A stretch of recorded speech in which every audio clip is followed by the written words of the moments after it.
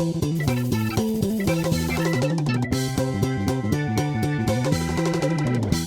guys, welcome to the Carrendo show. Today I have a very special guest. We have Oscar from Oscar. Life After Deportation. Yes, sir. Yeah, Life After Deportation on YouTube channel. Yeah. Yes, sir. I came across his channel. It was very, very informative. Offered me a unique perspective. The reason I asked him to be here was because I really liked his mindset. He had a positive outlook towards life. He'll tell his story right now, but he didn't let life defeat him. Yeah, exactly. He fought back, and that's very admirable, and I really like that. Appreciate that, man. Appreciate that. I'll let you start. Let the viewers know a little about yourself and your situation and everything. All right. Well, my name is Oscar, and I'm a deported. Yeah. Well, look, I was deported back in 2011, December 18th. Actually, I made it to Tijuana. And but before that, I was living my whole life in the States since I was 5 years old. All the way to 2011. I made it here, and I made it. I always heard that, like, oh, if you gotta get deported, that's it, life is over. You know what I mean? Nothing's gonna happen. You're just gonna go downhill. I always had that mentality, that something bad was gonna happen, and that was the end of the road. But when I got here, dude, it's like that wasn't true. Life doesn't stop there. So that's why I kept going. No, that was really cool. That like I said, you didn't stop. You didn't let this circumstance hold you down. Mm-hmm. Some people may know or may not know. A lot of people, they come back here, they end up here, and they don't know what to do. Yeah. Or they just give up. Mm-hmm. And that's what it is. You don't get no map to life. You know what I mean? Yeah. Once you walk into these gates, you're on your own. You know what I mean? That's the sad reality, that you are on your own. And I would be surprised that there will be more government help. You know what I mean? More assistance, knowing that their people are being deported. You know what I mean? Back to their home country. But to be honest with you, dude, there's no assistance from the government. And sometimes, most of the time, well, actually all the time, I should say, it's volunteers. Churches. Different types of groups. That actually try to help the deported. You know what I mean? So it's kind of tough. Just to be here on your own. And can you also explain a little about the situation, like the process? How'd you ended up here? Just how'd you end up here? Because one thing I always wondered was when they deport somebody, like, how do they determine where they're from, or like, if a lot of people they don't carry documents with them, so when you get stopped in the United States, how do they determine where you're from, or things of that sort? Well, I mean, look, I was in the system because my mom was, when we first got here, got here back in in '89. Well, I'm sorry, we got to the States in '89, and a couple years later down the road, she met this one dude. He was from El Salvador, and they got married. And they both decided to do their immigration paperwork. You know what I mean? During that time, they had the amnesty program for Salvadorians because of political whatever political problems they had were going through the country in El Salvador. Long story short, they were married. We came in. We're young. We're under the age, so we went in through the packet. You know what I mean? So we all had temporary visas to be in the States. But then when we hit 17, my mom and dad actually divorced. With that divorce, it was an ongoing case. Every single year, dude, we're going through courts, and it was just a hassle. We would go through immigration courts at least once or twice every 6 months, dude. And it was so annoying that, you get frustrated with things like that, because it's never a definite answer. Long story short, they got divorced, and our package went south. You know what I mean? Why? Because there's no need for the courts to provide amnesty for someone that's not married or dependent of that other person that's basically in amnesty. So long story short, they got divorced. Our pack went out the window, but we still had our social security cards. We still had our work permits because we had to renew it every year. As soon as I turned 18, I was able to renew my work permit. I got it extended for one more year, and then I was working with that. You know what I mean? I didn't think nothing of it. I grew up, made my own life, started working. No one hardly asked for work permits, or as long as you had your ID and your social security card, you're fine and dandy. You know what I mean? You put in the application, are you a U.S. citizen? Yeah, of course, you're not gonna say no. You know what I mean? So I put, yeah, I'm a U.S. citizen. So long story short, I lived in L.A. for all the way till I was 18.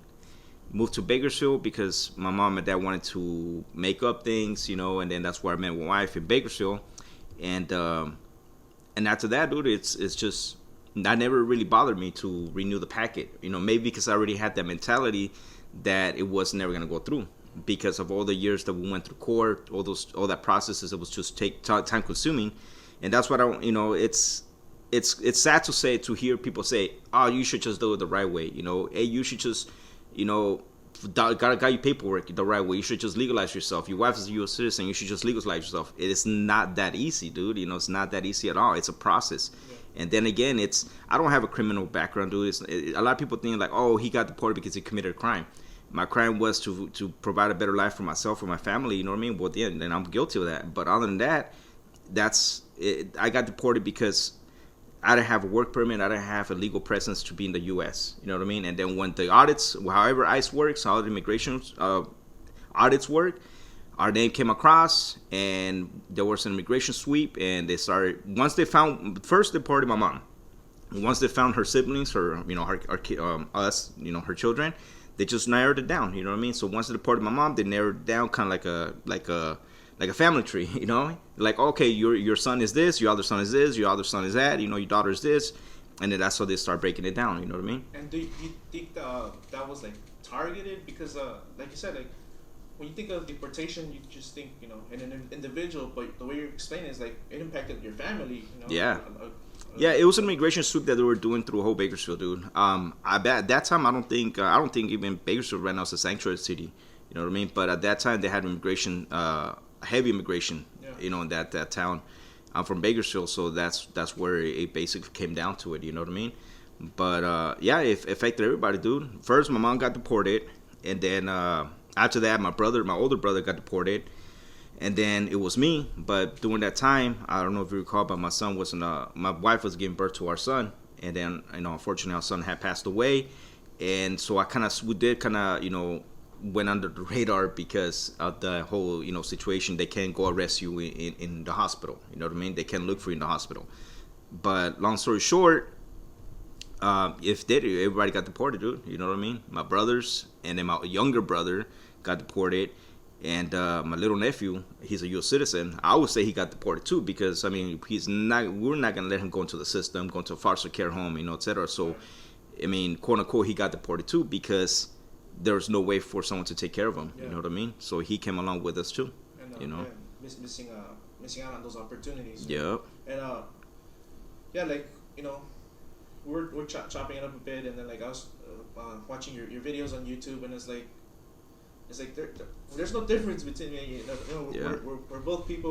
We're both want to work hard, provide for our family and whatnot, and like the only difference is is like you were born in Mexico, I was born in the United States. It's like it's just a gamble. It's luck. Yeah, that's what it is. There really is nothing else to it, and it sucks because we're neighbors. Like as far as countries, right? We're neighbors, and still we're so hard on Mexicans.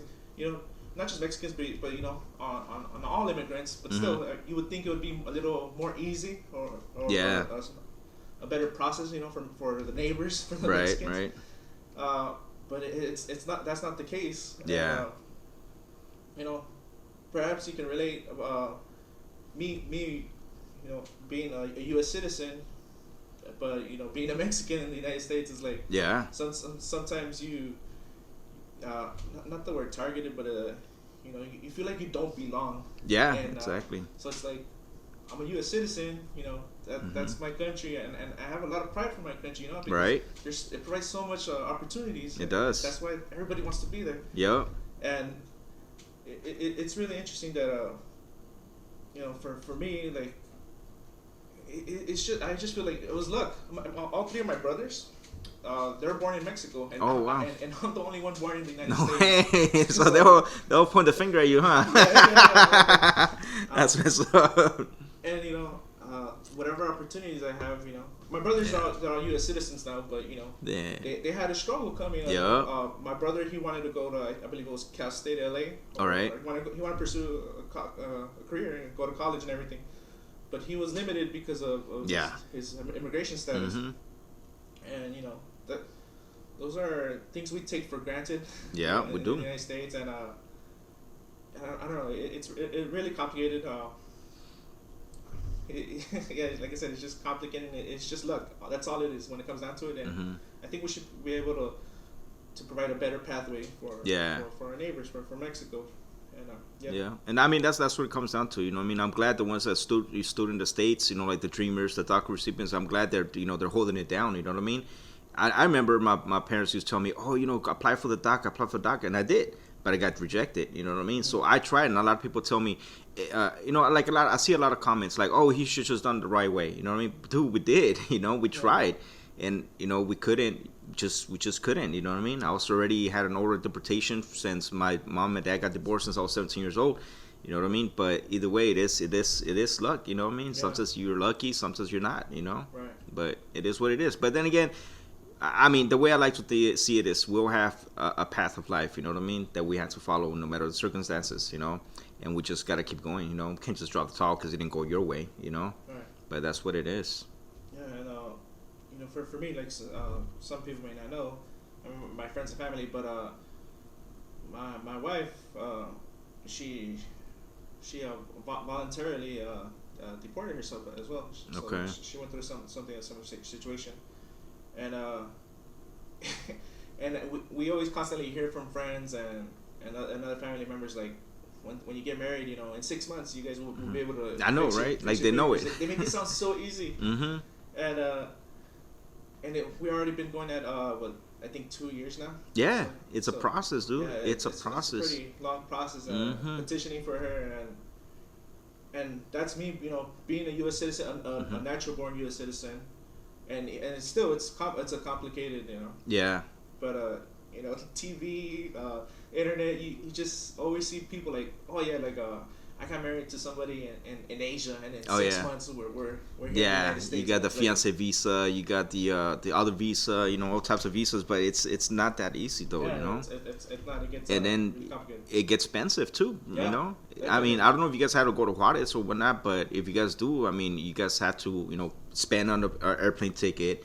You gotta, room and board, what I mean, food, what I mean, plus the application, plus an attorney needs to represent you, what I mean, so it does get expensive, And I mean, with a Mexican income, dude, I mean, it may sound impossible, but it is possible, but it's gonna take you longer than usual, you know what I mean? Because I mean, for us, we get paid in pesos. My wife doesn't work, you know what I mean? I'm the only sole provider right now, so it is kind of complicated to pay $1,000 for the attorney fee, you know what I mean? Right. Or like the consultation, you know what I mean? So it does get expensive, man. So, but I wish you luck, man. I hope she gets, get it approved and she can go back to, the States. Yeah, because that's where we met. We met in college over there. Oh yeah. So Damn. Hopefully we can continue our careers out there. But I mean, so far, I've liked it out here in Tijuana. It's a lot better than I expected. Yeah. If you don't mind me asking, what are you studying in college? We wanted to. I have my pharmacist tech license. Oh, okay. And my wife, she's a registered nurse. Oh, okay. So both medical fields. We're pretty nice. That's good, man. We're in the medical field, correct? And when we go back to the States, that's something she still wants to pursue. Yeah. I mean, if that's your field, I mean, go straight to the doctoring. You know what I mean? Yeah. Be a doctor. I mean, perhaps if that's what she likes. But right now, as far as a nurse, she loves it, and that's right. And that's all you can ask for, just to follow a dream that you love. And for me, when I was completing my pharmacology and everything, it wasn't for me. It was I was doing it for my parents. Oh, okay. Something like I wanted to provide pride for them, right? Or make them happy.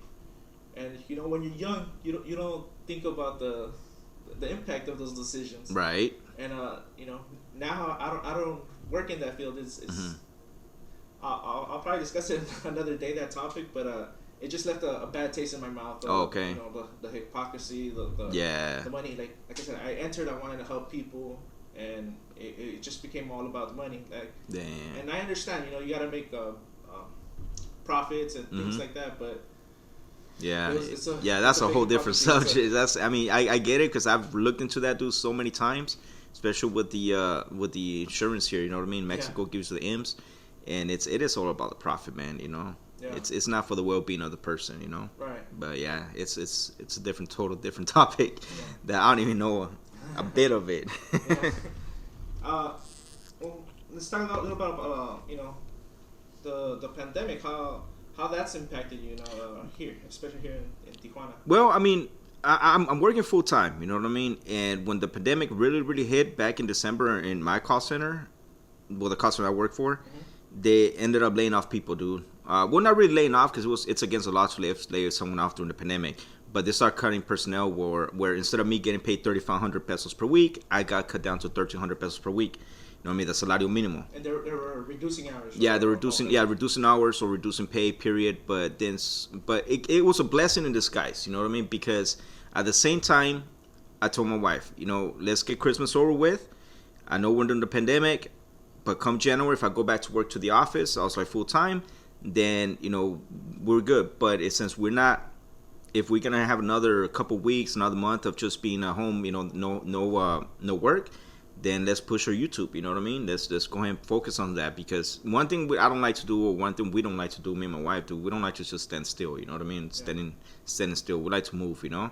So that's what we did. The pandemic did treat us good because we decided to focus on what we wanted to do. You know what I mean? Push our dream, push our story. You know what I mean? Push our channel. And that's what we've been doing. Yeah. Like I said, it just goes down to when you do something that you actually enjoy doing it and you love it, it's not really work, dude. You enjoy yourself. Right. You know what I mean? It's like you do. Like if I used to build car models in the past. And if I could build car models all day long, dude, that's a passion. You know what I mean? Just like you. I mean, I don't know what your passion is, but if pharmaceuticals wasn't your choice, you're never going to enjoy it. You know what I mean? You're never going to learn that 20 letter word. You know what I mean? Because it's not into you, Yeah. But yeah, that's what it comes down to, dude. The pandemic did treat us good. It was like a blessing in disguise, because we're able to target what we wanted to do, And no, yeah, I definitely agree with that. This pandemic was definitely an eye opener. Yeah. At the time, I had two jobs. I had a restaurant job in Beverly Hills. I was getting paid really good, and I also had another nighttime job, because if I'm in the United States and I'm not with my wife, I'm like, I gotta hustle. I gotta make most of it. Damn. Yeah, that's what it is, dude. So, work. So I just had two jobs, and then the pandemic hit. So one job was gone, the restaurant, and then I still kept my other job, but I got offered full time from the other job. For some who may not know, it's Amazon. So okay. Amazon. Oh man, they keep you busy, huh? They grew through the pandemic, so I was one of the lucky few who was able to keep my job and get more hours and things of that sort. Yep. But it opened up my eyes, because I saw like the first couple of weeks were like it was all cool. We were all united. The whole country was united, and you're hearing, you start hearing things about a stimulus check and things like that, and we're like, okay, the country's gonna take care of its citizens. Yep. And we're almost a year over now in the pandemic. Yeah, we're approaching. Yeah. Because the shutdown was in March. Yeah, March. And we've gotten a stimulus payment. The first one, which was $1,200.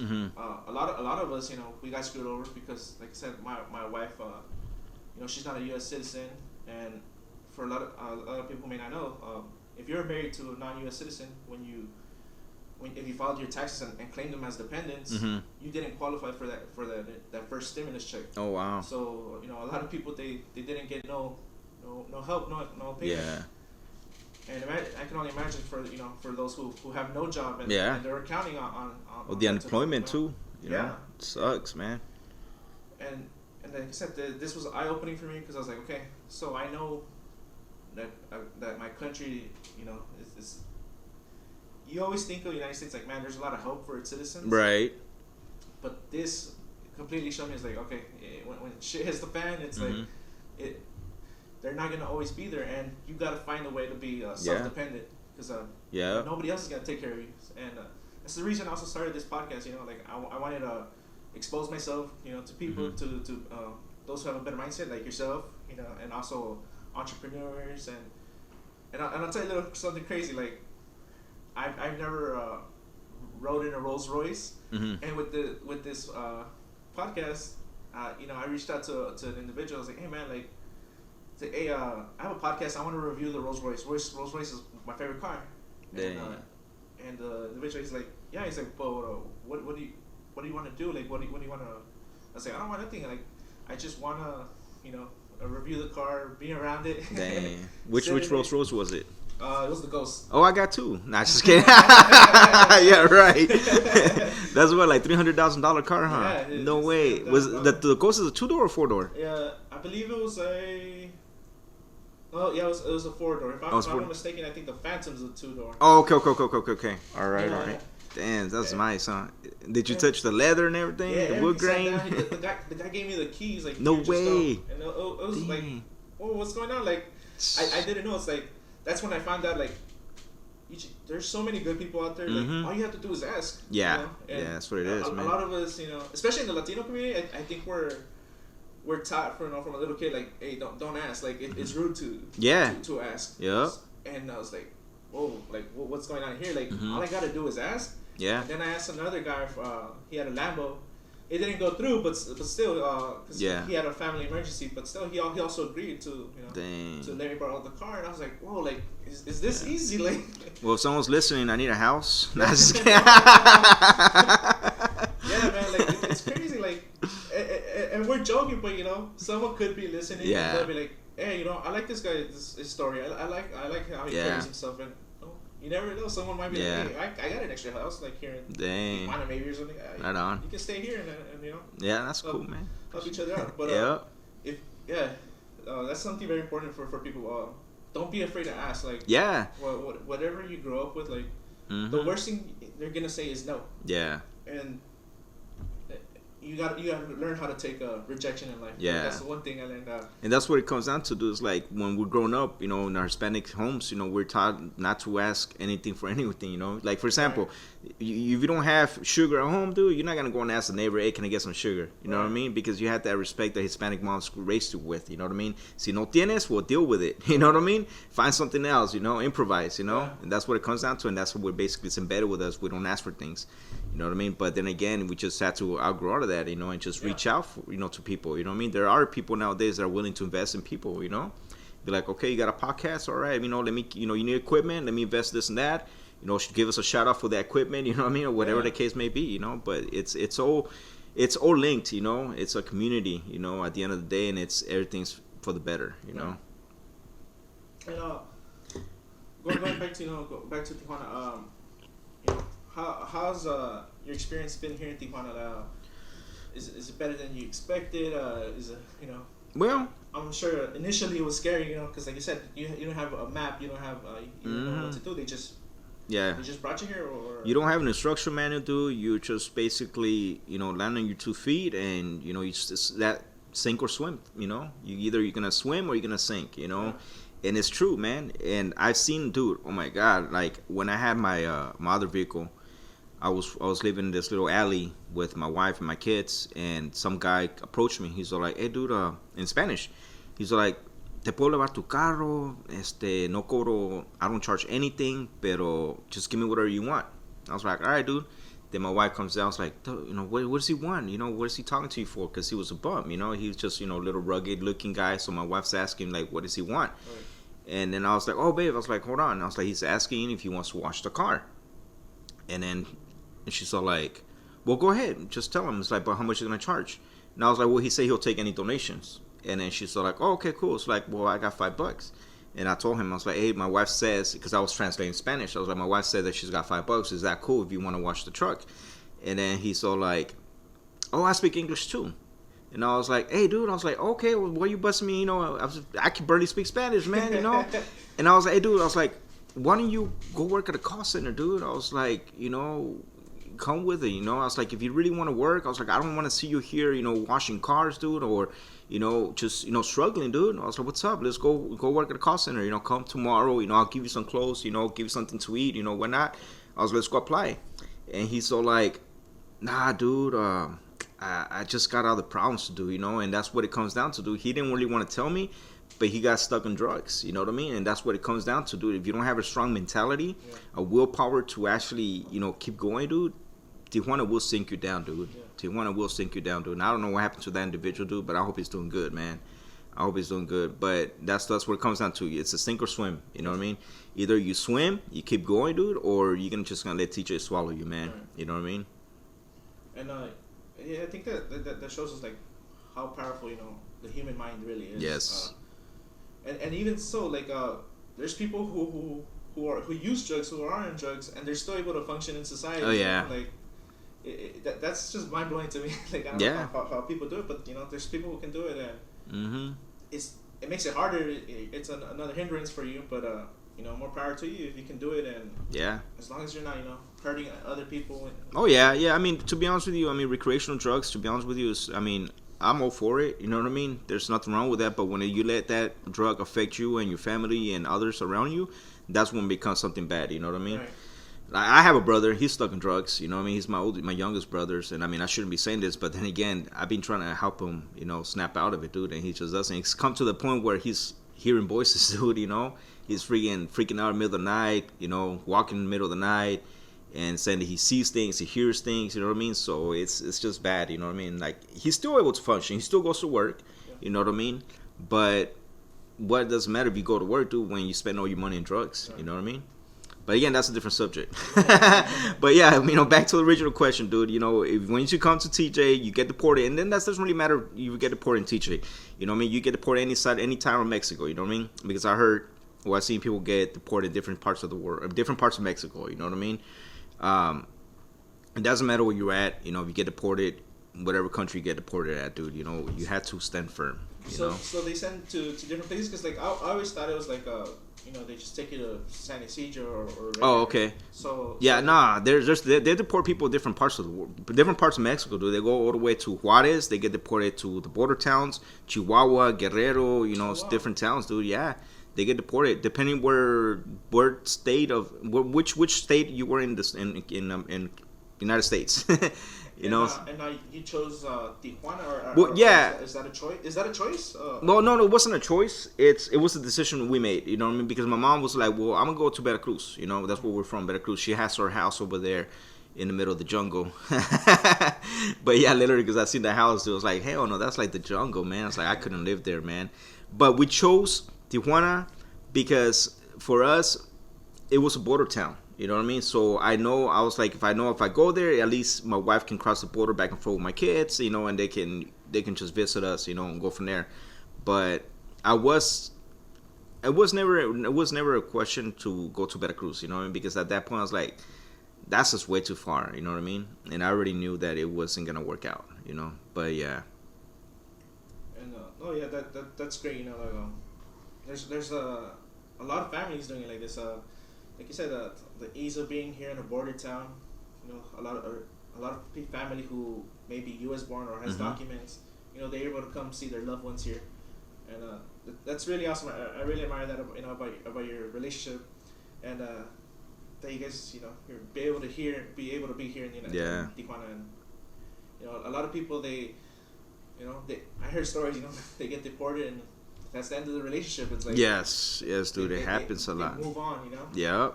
And it seems like you guys have a great relationship, and I'm really happy to see that for you, man. Appreciate it, man. Let's talk a little about that. Like, how's that? The stress, like dealing with your family, knowing that they have to go through that. Like you said, this deportation was your choice, right?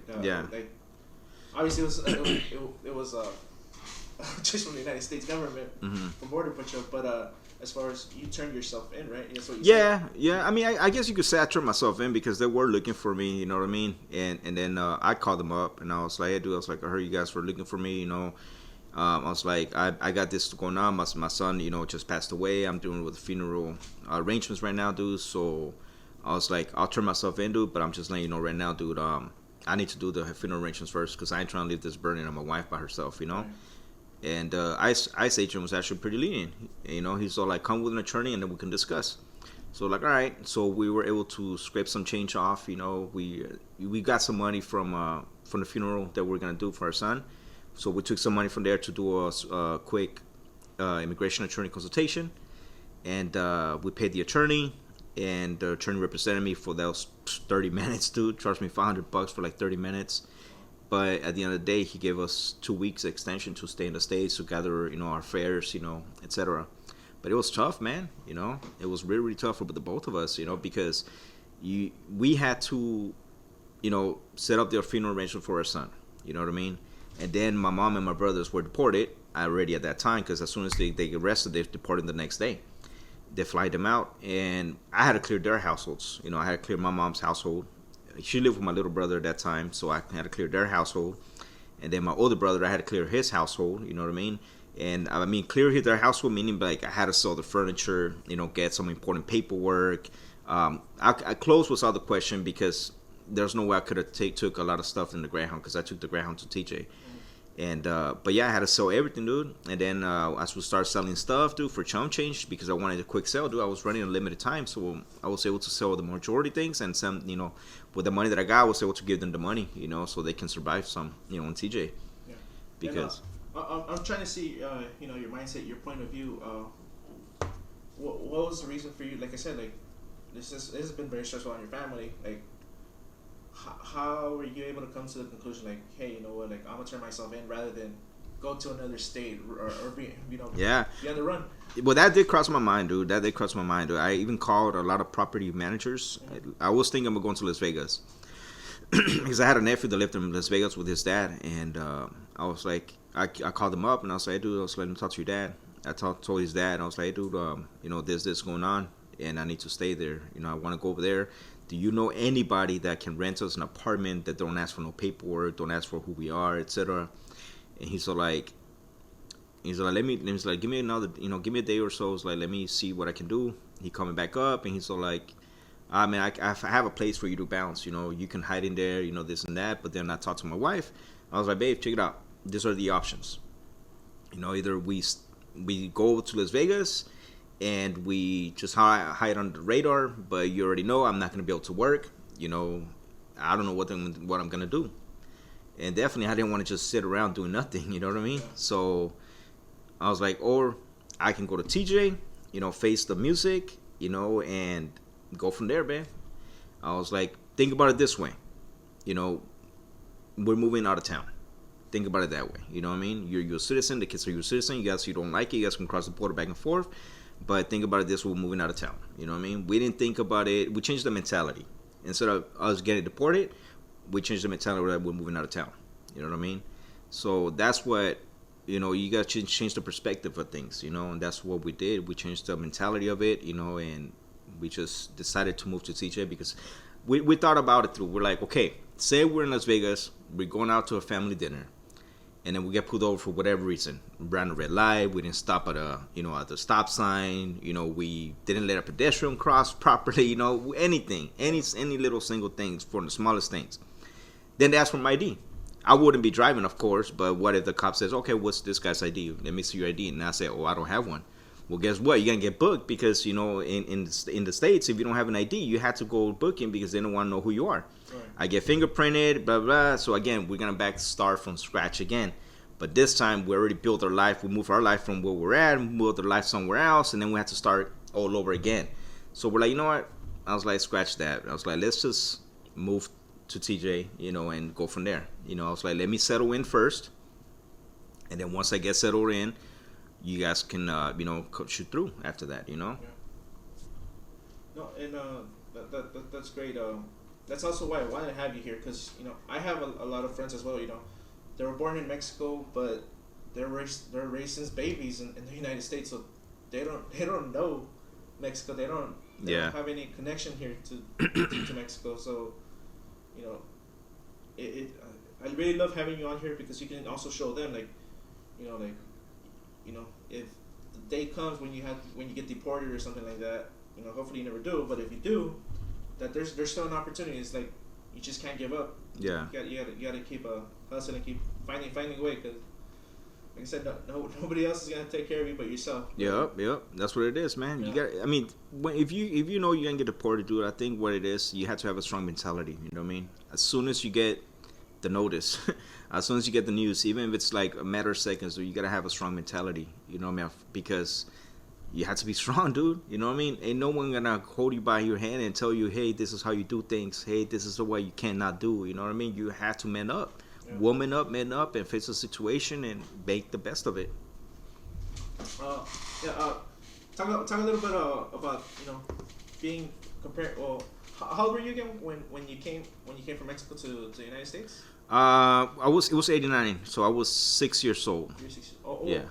And you've been here. When was it again that you got deported? Well, I got deported in 2011. So you've been here 10 years now? Going on 9. Well, I got deported December 18th, 2011, and I got here on the 19th, December 19th, 2011. So it's going on 10 years. Okay. Yeah, going on 10 years. Okay, explain the little differences about perhaps the culture or anything that you'd like to discuss, like the differences between Mexico and the United States. Well, to be honest with you, I mean, in Bakersfield, we lived in a Hispanic community, dude, to be honest with you. But it is a culture shock, you know what I mean? Because in the States, you used to, but the majority, you speak English, you know what I mean?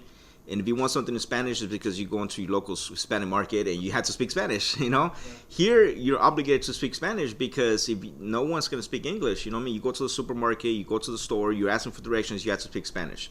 The only time I spoke English was when I was at the call center, you know what I mean? But it is a culture shock, you know? It is different from the way the streets look, you know, from the way the parks look. You know, from the way the houses are built, you know, the way the neighborhoods look, everything is different. You know, it's a culture shock that someone comes through, you know what I mean? And if you're not used to change, immediately changes, you know, you're going to have to make yourself used to that because it is different, dude. Yeah. And can you give us a little pro and cons of being here in Tijuana? Well, okay, the pros is you do have a lot of family culture here, you know what I mean? Everything. I mean, I've noticed here that in the States, it's becoming more like cultural, if you will. That it's like a statistic that you have a husband and wife, they get divorced, and you have kids, and you have to pay child support, and you get visitations. You know what I mean? Something like that. Versus what I saw here. So in the States, I always saw families being separated, dude, all the time.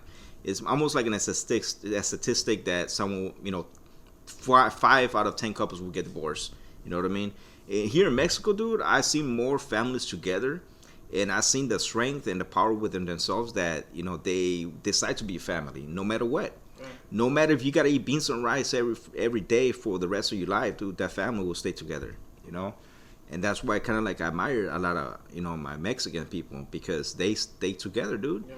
No matter if you live in a little shack with cardboard boxes and the roof flies off, the roof flies off, you still stay together, sure. And that's what it comes down to is that cultural strength, that the Mexicans have, you know what I mean? The Hispanics, because at the end of the day, that's what you have is your family, Yeah, and you see in the United States always constantly, people who are wealthy or children of those who are wealthy and they're hurting themselves, committing suicide or things like that. It's like, man, like if you would see what other people in other countries experience, not just here in Mexico but around the world, like you get humbled by it, and it's like, like you said, you see here, children, they might be poor, but you see them smiling, you see happiness, man. And in the United States, it's like,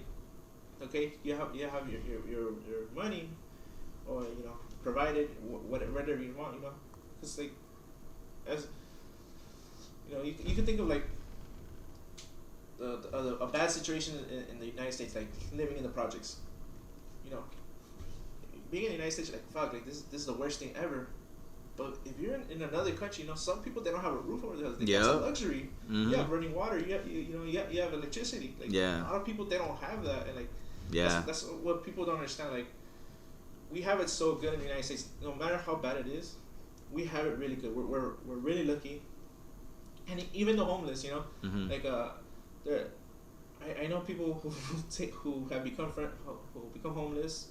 And they take advantage of the system. Yeah. Because there's a lot of help, a lot of money that goes out for the homeless. The EBT. Yeah, EBT, things like that. And like, You don't, at least not that I know, you have that in Mexico. Like, Yeah, dude. That's okay. That's the back to the pros and cons. The pros is that it makes being a Mexican dude makes you a better person, dude. Makes you humble. Makes you change the way you see things, and then it may changes you that you don't think things for granted. You know what I mean? In the States, you get programs like ABT. Section 8. Cash aid. Whatever you apply for, which is good. I mean, it's. I'm not saying that's a bad thing. But in Mexico, you don't get none of that. Yeah. You don't get no help from the government, dude. You don't get no ABT here. There's food banks run by the churches, and again, that's individuals running it. You know what I mean?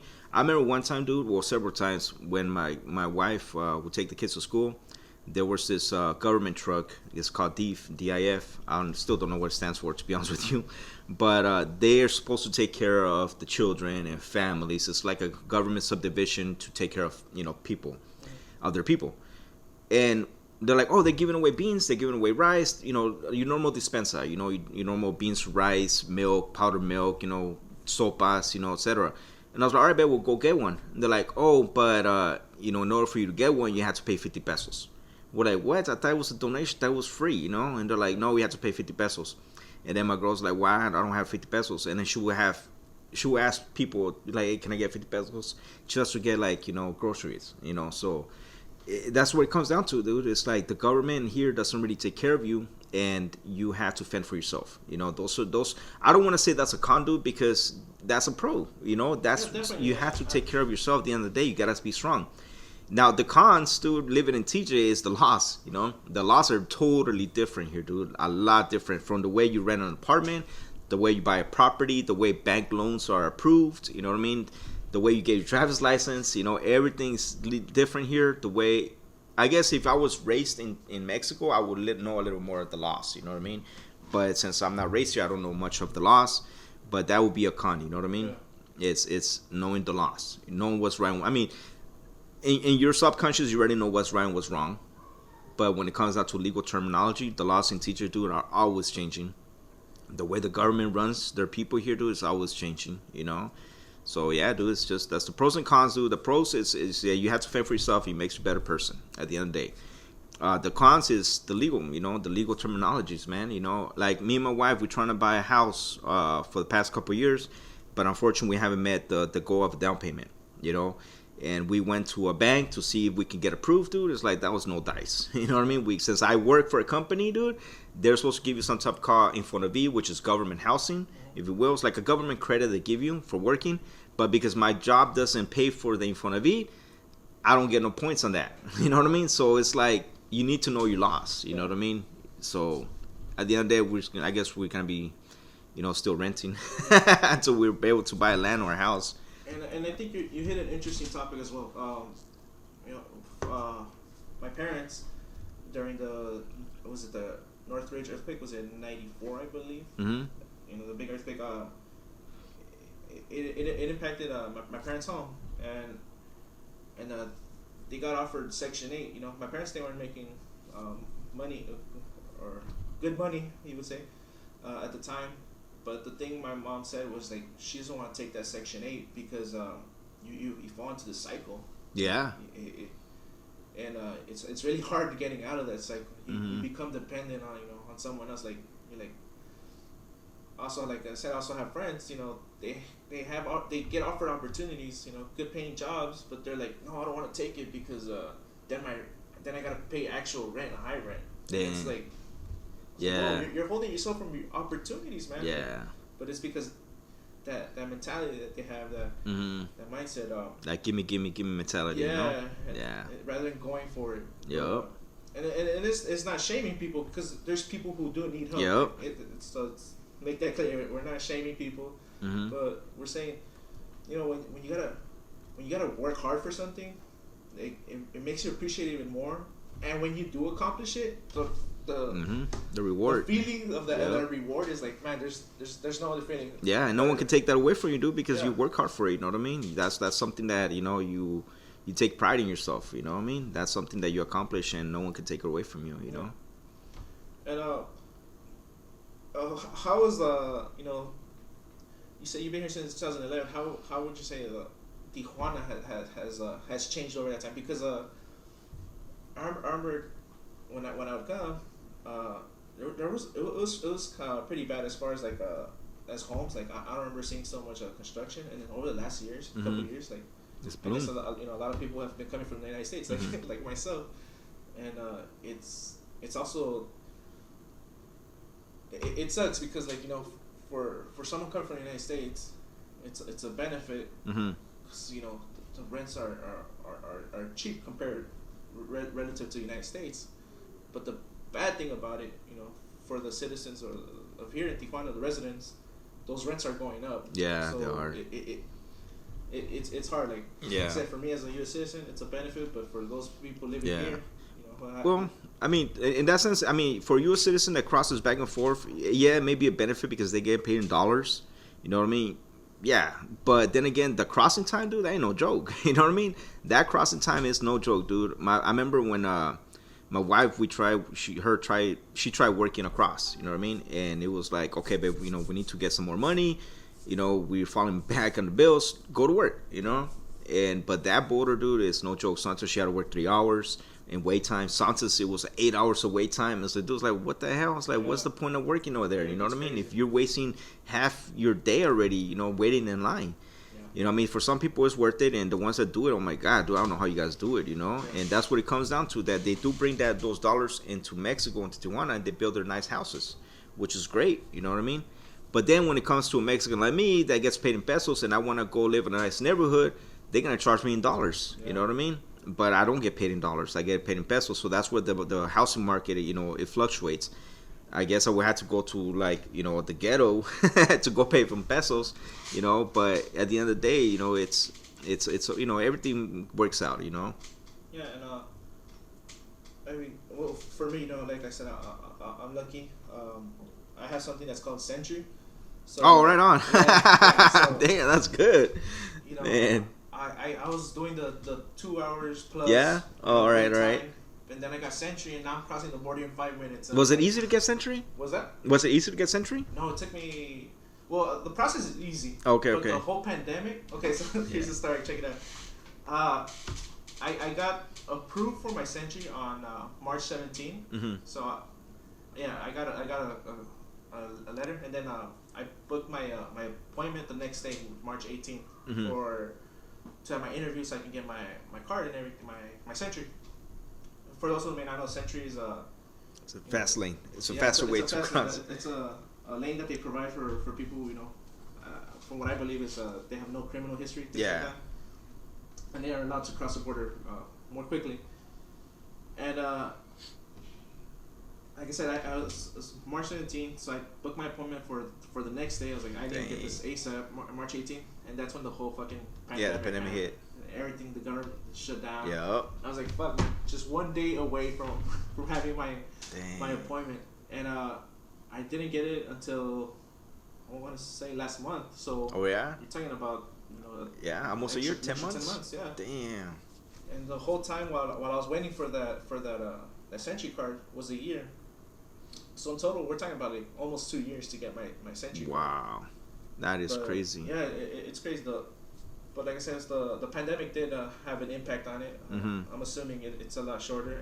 I've heard people that they get it, within 6 months or less. Yep. Yeah, I seen it because my wife tried applying for the Century a while back too, dude, and right on the spot, dude, they denied her. Oh, wow. Right on the spot, dude. But then she was telling me that the next person over there, they're like, oh yeah, she got approved. It's like I don't know what it has to do with it. You know? Yeah. I don't know what their criteria is, what exactly. And then they ask you for all these documents, like they're asking me for my school GPA and things like that. Oh yeah, wow. And because of the pandemic, I was like, fuck, like I have no access to this. Mm-hmm. Like, my school's closed, and I show up to Border Patrol and they didn't even ask for it. I was like, fuck, I was stressing it so bad. It's like you request these documents and you don't even ask for them. You don't even check. I think all they asked me for was my license, my registration, my contact information for people living in my house, and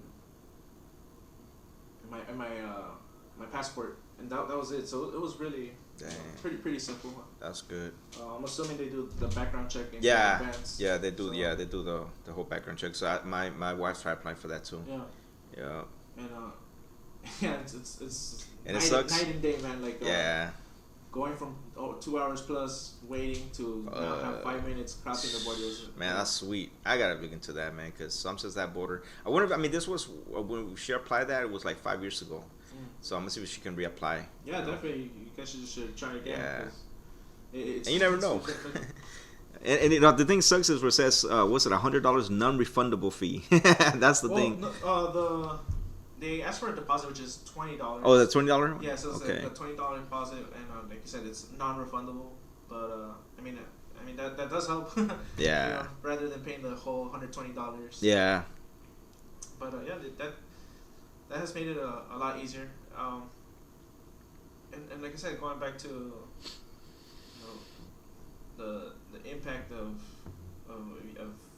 citizens, residents from the United States, it's impacting the rents here and even the house prices, man. Like I wanted to buy a house just like a vacation home, like maybe 6 years ago, and I would find homes easily for like $70,000-$80,000. Dang. And now, from what I've seen, it's like it's hard getting a home. It's like the places that at least that I want to live in, like they're like $160,000, $170,000. Like it's like I gotta save up for that. Like yeah, dude. And then the market here, dude, is weird because I mean it's not weird. It's just different because the owners of the property, they don't want to do a payment plan, dude. They just want you to pay at least. I mean, if they want you to go on a payment plan, they want you to pay at least 50% of the property, and then pay it off within 5 years. Right. It's like, whoa, goddamn, you think I won the lotto or something? You know what I mean? It's like shit. But the other thing is the banks, dude. The banks charge like almost 40% interest, dude, for a really loan. High. The interest rates here in Mexico yes, are ridiculous. It's ridiculous, man. I remember I got a payday loan one time through my employer, and it took me through. It was only like 20,000 pesos, dude. That's like almost $1,000. And this was during Christmas a couple years back, and it took me 3 years to pay that sucker back, man. Wow. 3 years, and then finally I was like, you know what? I was like, no more loans. They're like, I would go to my ATM, like, okay, you get a loan, you qualify for another loan. I was like, nah, dude, it just sucks, man. The interest rates in Mexico sucks, man. Yeah, dude. So, I mean, that's what I'm saying. If I had to buy a house, I do want to buy a house. Like the house that we're renting right now, the lady gave us an option to buy the house, but the down payment that she wants, it's not reachable with my income. You know what I mean? With my income, definitely it's not reachable. You know what I mean? I mean, I know for a fact that we can reach something, maybe buy land with the money we were able to save and buy land and start from scratch. You know, that's something more doable. You know what I mean? But then again, it comes down to knowing the loss of buying property. Right. Because I've heard a lot of times where people get cheated. Like, you know, you supposedly, you know, this guy owns this piece of property. He sells it to you. And since it's a cash transaction, dude, there's no bank involved. And then say that person does not own that land and still real owner comes back around, dude, you gotta give up your rights, you know, right away. That's the hard part, like you said. A lot of people, I noticed that they ask for, efectivo, which is cash, and I was like, that's a lot of money to trusting somebody, giving somebody like do you think I go to Florida with $20,000 in my pocket ready to buy a house? It's like, come on now, you know? Yeah, so people gotta buy a house here. I mean, I do gotta say, do your research. You know what I mean? Be more careful with your money. Don't ever do cash and transactions. You know what I mean? Because at the end of the day, you know, you don't have nothing to back you up. You know. But. What's your experience with like the dangers of sea? I'll tell you a little bit about my experiences. I constantly invite my friends and family over from LA, and sometimes they don't want to come because they're scared. They're like, oh, Tijuana, and it's like, I constantly hear in the news, like I really do. I constantly hear in the news, they find a dead body and things like this, like all this type of violence, right? But I'm blessed, thank God. But I haven't seen that. I haven't experienced that.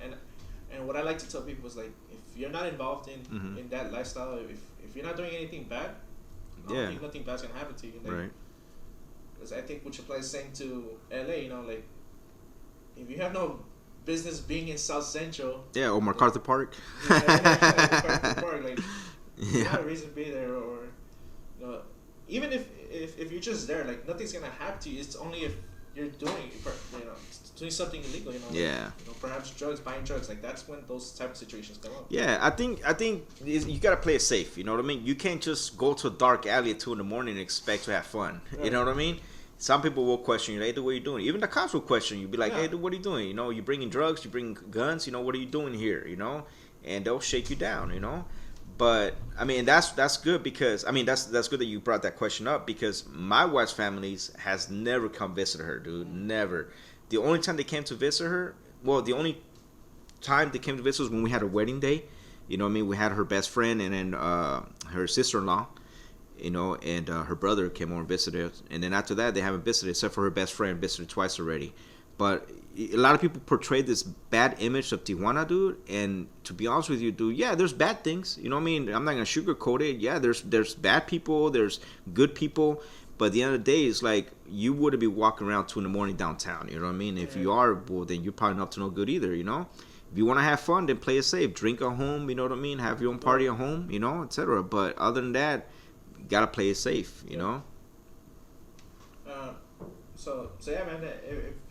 To my friends and family, to your family, to your wife's family, come visit us, man. Hell yeah, TJ's really good, dude. Like I love when her friend came over and her husband, dude. We're like eating tacos all day long, man. And I don't. I mean, to me, it's like we eat tacos every day, so it wasn't nothing new to me. But then when I was treating them to get tacos, etc.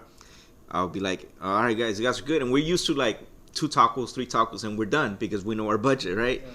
And for them, they're like, no, give me 10 more, give me 5 more. And I was like, God damn, dude, I only came with 500 pesos, But yeah, I mean, TJ, dude, it brings you a lot, dude, especially the food, man. The food here is God's own style, the Baja style, and that's what it comes down to, man, is enjoying it.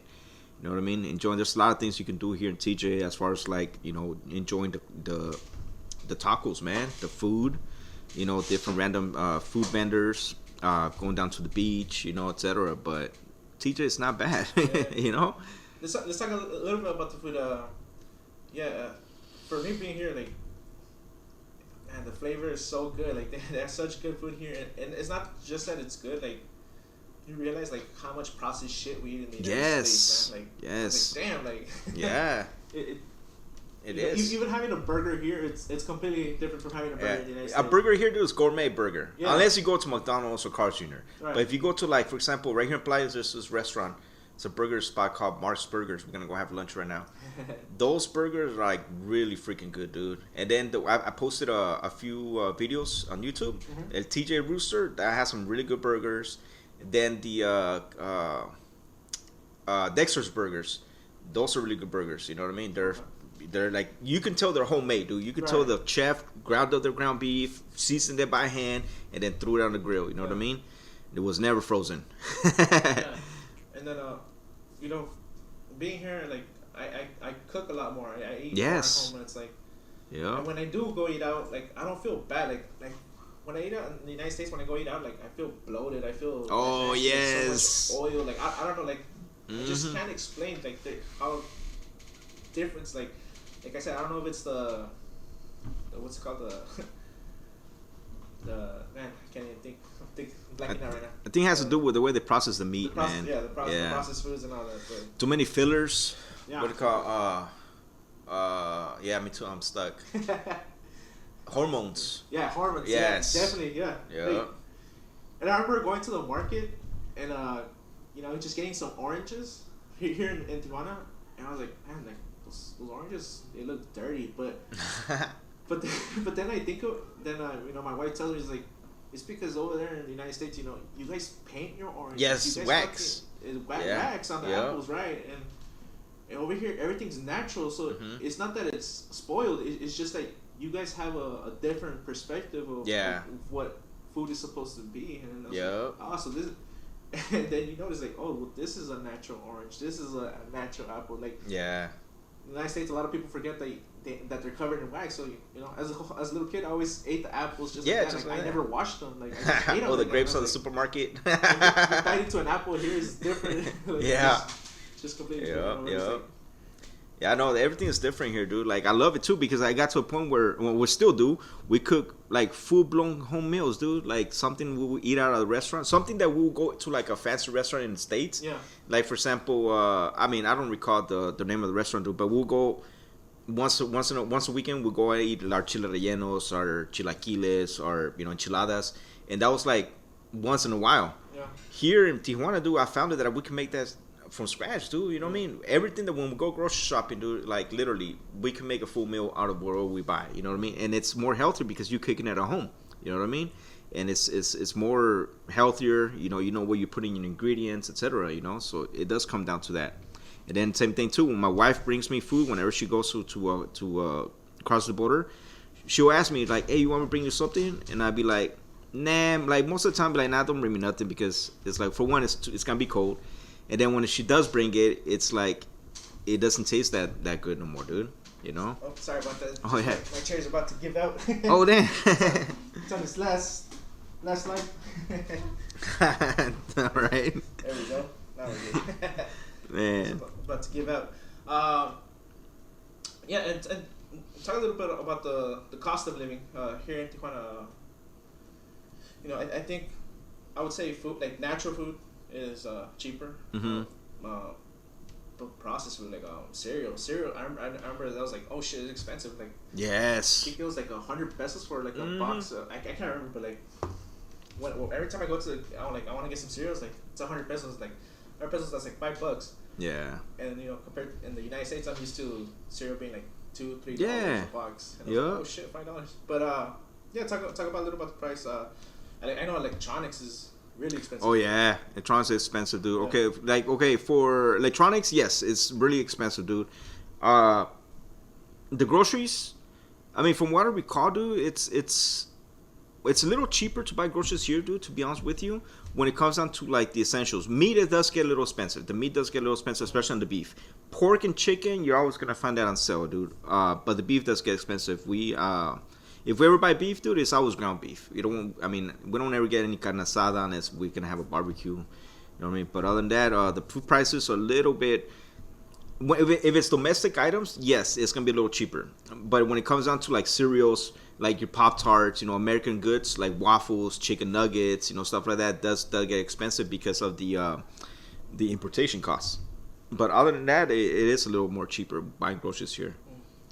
Oh, and what's your favorite? Let our viewers know what's your favorite go-to spot for tacos here in Tijuana. For tacos, dude, well, there's two of them, dude. One because one is in Rosarito and one's in TJ, dude. Okay, so the first one that I would say I would go to in TJ, dude, is Las Humaderas. Yes, that's over there by Agua Caliente. Well, right off of Agua Caliente. Is that by the stadium? Way before it's like Balacacho. Okay. Balacacho. And it's kind of hidden. Cause it's a corner with nothing but tacos, dude. You got like at least 6-7 taco shops right there, dude. Nice. It's called Las Ahumaderas. That's my favorite one. The very first one at the corner, that's my favorite one, dude. Maybe because it's got seating, you know what I mean? The others don't have seating, but that's the only one that I actually like. You got everything, dude. You got from salderos to chorizo. I think you even say he had a vegan taco too one time, but I don't know how kosher that may be because if you want to keep it kosher, you can't mix it in, Yeah.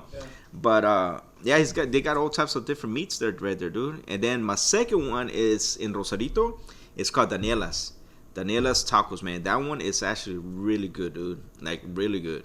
Yeah. I like the adobada right there, man, especially when it's nice and crispy. Oh, yeah, my favorite thing I like about over here in Tijuana is los tacos Varios. Oh yeah. I never knew about this. Yeah. Once I experienced it, I was like, oh man, this is my go-to right here. Hell yeah, that's tacos Varios and chile rellenos. You get the chile colorado. You get all types of tacos Varios, man. That's like a full meal itself, and they're like 20 pesos. Yeah, and for those who may not know, what the difference between a taco Vario and a regular taco. So a regular taco, you have your meat, your cilantro and onions, and your salsa. But with the taco Varios, you get your big tortilla, so you get a big taco. They put beans, rice, and then a guisado, so like maybe a chipotle or like chile relleno. Yep. Or some ribs, but it's those type of tacos. It's like a full course meal on a tortilla. Yeah, it really is. It's a full meal. Yeah. All right. Well, I know, buddy. You said you had a wrap it up, keep it short, and I really appreciate you being here and hope you come again soon. Maybe next time we have a little more time and. Yeah, for sure. But I really enjoyed it. I really appreciate it. You being here. I really love your mindset, your mentality, and I really hope everything goes well for you. And I don't doubt it. I don't doubt that's gonna happen for you. Like I know you're gonna do great because, like I said, you have this really great mentality, and I really love that. And that's also why I want to get you on the show because appreciate it. Yeah, we need to show those type of people, people with that growth mindset. Yeah, man. I mean, like saying. If you know you're gonna get deported, or even if you already got deported, man, don't stop there. You know what I mean? Keep going because this is your country, man. You know what I mean? Imagine all the things you could have done in the United States, man. Imagine the possibilities you can do in your own country, dude. Ain't nothing holding you back, dude. Yeah. If you want to start your own business, you couldn't start your own business in the States. Like I had my own mechanic shop in the States, man, on wheels, but I could never get the permits because I didn't have my driver's license. You know what I mean? Imagine what you can apply in your own home country, dude. The sky's the limit, you know what I mean? Ain't no one gonna tell you what to do here, man. Just do you know what I mean? Handle your business, you know? And then if anybody's listening, dude, I need a Rolls Royce too. No, I'll settle with a Tesla. I'll take a Tesla. Yeah. Just kidding. With or without the battery pack? Oh, no, it has to come with a battery pack, dude, because there's no way I can charge it. Yeah, nah, but other than that, dude, it's good, man, and I wish you the best too, man. The Carrendo show, man. I hope it's blows up, man. Thank you. You know, and yeah, man, wish best for everybody, man. Yeah. Before we cut this, if you got any projects or any shout outs you want to do or promote your channel. All right, so I do got a shout out, man. I do got a shout out because my wife. A lot of people don't see the struggles or the stress or the problems that the significant other faces. You know what I mean? Like me, I'm the deported one. My wife is not deported, but she chose to be here. You know what I mean? So I do want to give a shout out to my wife. You know what I mean? To all the ones, all the husbands, all the wives that actually come with, like you came here with your wife. You know what I mean? I want to give a shout out to all those that basically, maintain, keep it up for their spouses. You know what I mean? It takes a lot. It takes a lot to cross the border. It takes a lot to go back and forth, deal with work. You know what I mean? You may have a bad day at work and, something didn't go good and you still got to cross the border regardless. You know what I mean? It does take a toll on everybody. But with that being said, dude, shout out to all the wives or the husbands that, cross the border for their significant other. You know what I mean? Whether it's, whether you guys are married or not, but you guys still holding it down. And then my wife, actually, she's going to start her own YouTube channel. You know what I mean? She's been trying to do it for a minute, but she's camera shy, and she doesn't know how to start. But she's going to start her own YouTube channel based on all the struggles. You know what I mean? The struggles, how she deals with things, especially... Because at the end of the day, dude, like you said, a lot of your friends, a lot of my friends, dude, their wives don't want to come because, one, teacher is portrayed in a negative way, or the border crossing, etc. So, she's going to be discussing the pros and cons of that. You know what I mean? Yeah. So, yeah, she's going to start her own channel here pretty soon. And hopes everybody watches, Yeah, right on. And make sure you guys watch the Carrendo show too, man. Yeah, no, the biggest step, I'm telling you, is, just start. Like, yes. You don't have to be perfect. You can compare, like, I know I'm still, this is, I think, going to be my 15th episode. But you compare this 15th episode to the first episode, mm-hmm. like, there's that progress. And, like, you just got to start. And it's never going to be perfect. Mm-hmm. You're going to mess up at the beginning. Yeah. So might as well knock it out of the park right now. Just get rid of all the hard part right now. Yep. And just get that following. Yeah. The hard part is starting. That's really it. Once you start, just keep that momentum going. And it'll take it from there. Man. And then you get better at it eventually. Yeah. I mean, what's the worst gonna get? What's the worst gonna happen? Become pro. Yeah. That's it. But yeah, you gotta keep going, man. Yeah, and like I said, there's so many benefits. Like I said, exposing myself, to people who had a Rolls Royce. This is just the beginning. Mm-hmm. I want to talk to more people like yourself, to entrepreneurs, CEOs. So yes. I really want to keep this going. I want to grow it, and not just for my benefit, but I want to get this channel to a point where I get it successful, get a large audience, not just for me, but to showcase other people's life stories, just like spread, yourself. Spread the education out there. And I think when you help others out, eventually that helps you. So we're all a community. Mm-hmm. So the more we support each other. Yeah.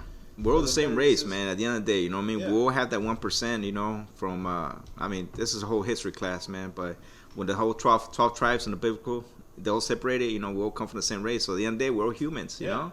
We're all one kind, dude, and you know, help your neighbor. You know, don't look down on the other person. You always try to help someone out. Yeah. You know what I mean? But yeah.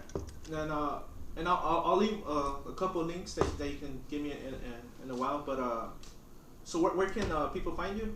Well, that's on YouTube. It's Life After Deportation, and you'll see my big old Olmeca head right there. Someone, because we just did a DNA test the other day, and someone comments like, "Oh, you're a straight up Olmeca," and I was like, "I guess." But yeah, it's Life After Deportation. It's a YouTube channel, and you guys can find me there on YouTube channel. Right on. And then you said, does your wife, she have the YouTube channel yet? Or not yet. She's gonna bring it up here soon. Look at it, and yeah. When that does happen, let me know so we can give a shout out. Yeah. And we'll get that going, get it started for you as well. Yeah, it's gonna be right there under the channels tab. I'm gonna be posting your channel tab right there too, so people can go listen to your podcast. And I'm gonna be posting hers once she brings hers up here. She'll be rolling up here for the next week or so. Yeah. All right, well, that's it, everybody. Thank you so much. Thank you, Oscar. All right, guys. Well, thank you. That's it. That's it. Thank you, guys.